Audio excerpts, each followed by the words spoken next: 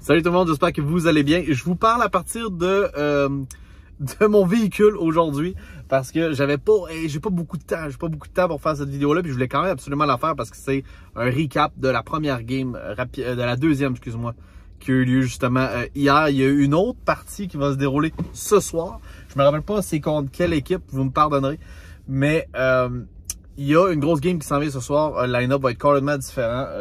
Mais je voulais parler du deuxième match parce que il y avait plusieurs éléments qu'on surveillait de près dans ce match-là. Il y avait entre autres Juraj Slafkovský qui jouait son deuxième match préparatoire, qui n'était pas censé jouer, ça dit en passant. Hein. Il n'était pas censé jouer. Il prenait la place de Jonathan Drouin.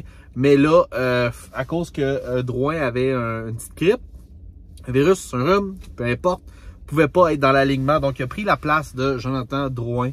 Et puis, ça a été difficile, hein? Ça a été vraiment difficile.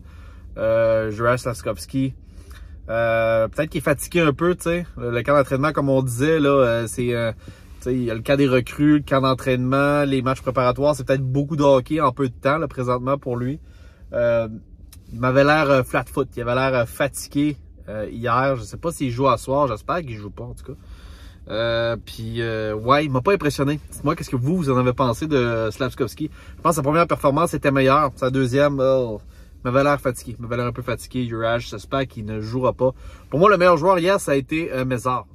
Je sais pas pour vous, mais Mézard, man, fucking beast. Okay? Il était en mode beast mode hier. Il a vraiment bien joué. Mais sinon, y a-tu vraiment quelqu'un qui vous a impressionné hier pour de vrai chez le Canadien de Montréal? Pas vraiment, man. Ça a été difficile. C'est-tu Barron que j'ai vu encore? Barron, je sais que vous allez pas m'aimer, guys, mais Barron, je veux pas m'acharner sur Barron. Je veux pas dire que je veux pas m'acharner sur le joueur. Je veux juste dire que je veux pas m'acharner sur le joueur, mais hier, encore, un esti de jeu mou, man, a paru encore faible. Je crois que c'était lui. J'aurais allé à la cave si c'était pas lui, mais il me semble que le deuxième ou le troisième but, là, c'était encore lui. Je vous avouerai que je l'ai à l'œil. Je l'ai à l'œil parce que c'en est un, ce que je tiens en haute estime, Justin Barron. Je l'aime beaucoup. J'espère vraiment qu'il va devenir le défenseur qu'on pense qu'il va devenir un jour. Mais forcé d'admettre que je vais vous le dire, c'est le défenseur qui me déçoit le plus depuis le début du camp d'entraînement, incluant même les recrues. Je vais vous le dire tout de suite. Justin Barron, c'est le gars qui me déçoit le plus. C'est dommage parce que c'est un gars qui a joué beaucoup de matchs l'année dernière. Je dis beaucoup. Il a joué quelques matchs l'année dernière, mais il avait bien paru. Je trouve ça dommage. Je trouve ça vraiment dommage pour lui. Ce qui avantage Barron, c'est qu'il est droitier. Il est droitier. On est stack à gauche. À droite, on est quand même pas si pire. Mais ouais, c'est ça. Je sais pas ce que vous en pensez, guys, mais ouais, je pense que... excusez-moi, parce qu'il y a fait du monde à côté qui ont passé à gauche. Mais ouais, c'est exactement ça. Puis en passant, je chauffe pas. Hein. On est vraiment... On est arrêté. C'est juste qu'il y a quelqu'un qui est passé vraiment proche du char. Mais bon, bref, peu importe. C'est une petite journée de merde aujourd'hui, hein, by the way. Pourquoi j'ai pas beaucoup de temps, ma take out chaude, de sauter chez nous, ok? Ça a été vraiment le bordel. Il y a eu la job, la take out chaude. En tout cas, ça a été vraiment la merde. Bref, c'est pas de ça qu'on voulait. C'est pas de ça que je voulais parler vraiment aujourd'hui. À part de ça, ça a été un match très, très ordinaire. Il n'y a pas eu grand moment marquant. Samuel Montembeault, je l'ai trouvé pas si mal. Il a accordé un mauvais but. Le premier but, on va s'entendre, hein, c'était un mauvais but. Là. Je pense qu'il aurait très bien pu arrêter ça. C'était vraiment à chier. Mais il s'est bien repris. Il s'est bien repris rapidement dans la rencontre. Deuxième gardien de but, Kevin Poulin. Je pense que les buts qu'il a laissé aller, c'était pas des buts qui auraient pu faire grand-chose, honnêtement.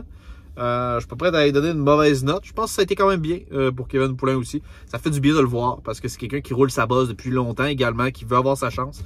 Fait que ouais, c'était intéressant. Sinon, de l'autre côté, par exemple, je me rappelle plus c'est qui gardait les buts, mais en tout cas, peu importe. Ouais, c'était pas le nouveau Murray. Murray, c'est ça. Murray était bon, hein. Murray était bon, mais il a fait des hosties de gros saves, Murray. Puis notre alignement, je pense, somme toute, était faible. Notre alignement était faible, peut-être un petit peu plus faible que celle des Maple Leafs, même si les Maple Leafs n'avaient pas leur gros canon, là, on s'entend, Matthews, Tavares et compagnie. Il y avait quand même Nylander, puis il y avait d'autres bons jeunes. Je pense à Robertson aussi, qui mise bien gros sur Robertson chez les Maple Leafs. Je dis mise. Ouais, difficile pour lui de percer un top 6, mais c'est un joueur qui peut devenir un top 6. Chez les Maple Leafs, il y a beaucoup de gens qui misent gros sur lui pour son développement. Sinon, ça ressemble à ça. je vous dirais que si le premier match avait été intéressant, enlevant, il nous avait un peu laissé sur notre appétit, on voulait en voir plus. Le deuxième match, on va se le dire, là, il était décalissant. Là. Pour de vrai, moi, il y avait du rythme en première, dépasser la première, là, rendu en 2 puis 3e, des fois je me demandais qu'est-ce que je calisse là pour de vrai. Genre, c'était pas terrible, c'était vraiment pas vargeux. J'espère qu'on va avoir une meilleure rencontre ce soir. Fait que c'était vraiment le petit topo que je voulais vous dire. Il n'y a pas énormément de choses à dire sur la game d'hier, guys. On va la prendre, on la calisse dans le tiroir des oubliettes, ok? C'était pas vargeux. C'était pas vargeux, mais on va se reprendre. Fait que je vous souhaite de passer une très belle soirée. Je vais mettre cette vidéo-là en ligne, direct là. Il n'y a pas de montage, toujours jamais rien. Mais je fais ces vidéos-là juste pour vous autres, guys. Ça serait très apprécié de me laisser un gros pouce bleu, vous abonner à la chaîne. Si c'est pas déjà fait, on est une chaîne indépendante qui commence sur YouTube. On parle de potins à travers la Ligue nationale, surtout par rapport aux Canadiens de Montréal. Moi, ça me fait toujours plaisir de faire ce genre de topo-là avec vous, guys. So, je vous souhaite une excellente soirée de hockey. J'espère que les Canadiens vont gagner leur premier match préparatoire. Ça serait cool. Peace out, guys.